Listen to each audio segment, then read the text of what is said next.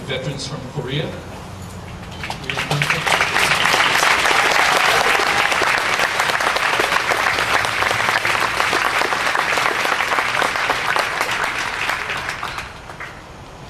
Vietnam veterans.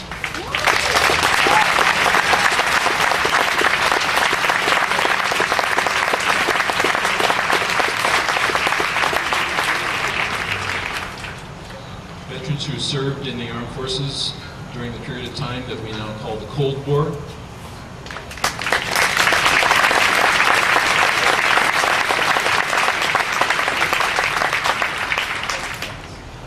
Veterans of Desert Shield and Desert Storm.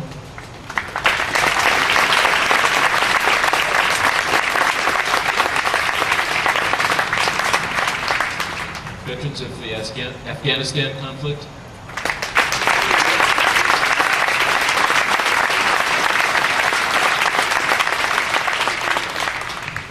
And veterans of the Iraq War.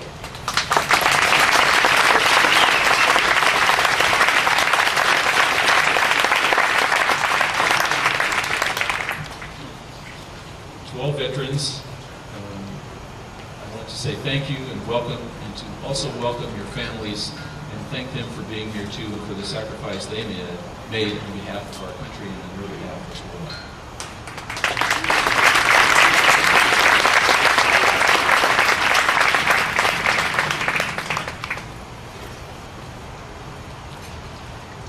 I would now like to call on General Regua to give you some words of greeting.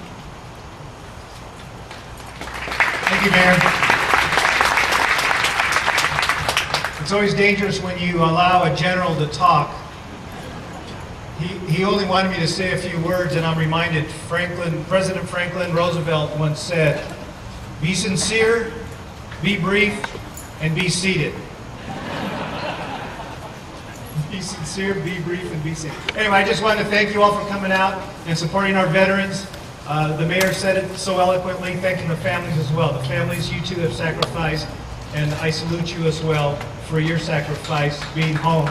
Let's give yourselves a hand, family.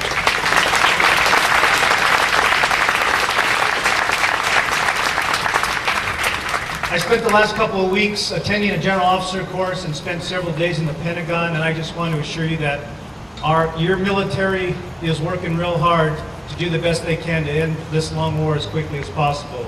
There is no enemy in which to negotiate with. There's no enemy with a common uniform. It is a very, very difficult situation that our nation is facing. I also was in Afghanistan last month, and I will tell you that your armed forces is doing an outstanding job of protecting our liberty and freedom here in the United States of America. Thank you again for coming out and supporting this great city of Campbell, the groundbreaking ceremony. And I know the mayor would like to continue this tradition probably every Veterans Day, Mayor, going forward, and look forward to your future support. Thank you very much.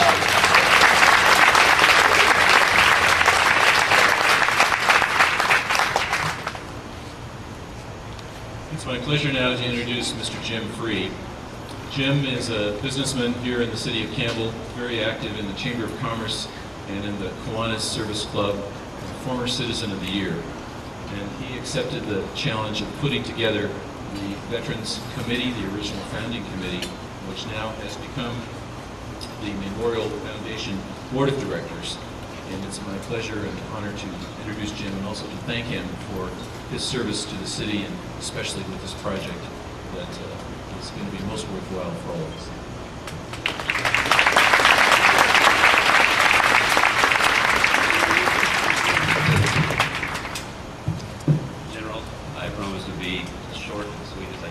Seated. Distinguished guests, ladies and gentlemen, good afternoon. Mr. Mayor, I think it's been almost 10 months to the day of January of this year when I received a call from you regarding the establishment of an official Veterans Memorial in the city of Campbell. This would serve as a memorial to honor all veterans that have served in past and present wars and have given their all, and will also serve as a monument to honor those veterans that have served and are currently serving in the armed forces and at home around the world. It was apparent from the very start, Mr. Mayor, that you are very passionate about and deeply interested in establishing a memorial of this type in the city of Campbell. We discussed this possibility at some length, and you asked if I would be interested in heading up a committee and spearheading that effort. I kind of took a deep breath and said I'd be most honored to help in any way I could in that regard. I think the conversation ended, Mr. Mayor, with you mentioning several individuals that had expressed an interest in helping with this project. I then contacted those persons, and we had our first committee meeting on Friday, March 2nd at 7:30 in the morning of this year.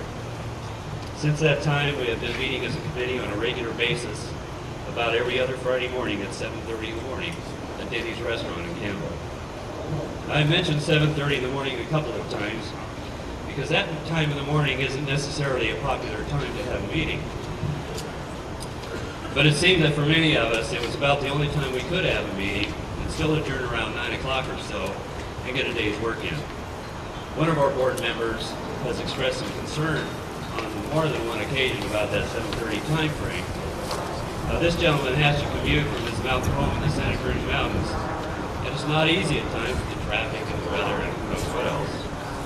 On more than one occasion, well, he's kind of pointedly asked me, with, tongue-in-cheek, if it were ever possible to have one of these meetings about noon. Well, Larry, I've given some consideration to that, and I think that if you'd be willing to buy lunch, we could arrange that. All right? All right. Glad you were there, Larry. I have to say, ladies and gentlemen, they're right from the very start. We function pretty much as a collective mind in moving forward with this project. Each and every one of these individuals that you see listed in the program on the inside of the front cover have given hundreds of hours in bringing us to this point to where we are today. Their dedication and their collective effort has truly been inspiring. It has been a true honor to work with such a stellar group of people. All of these persons, as I mentioned, are listed inside of the front panel of your program, and I would like for all the foundation board members and committee members to please stand and be recognized.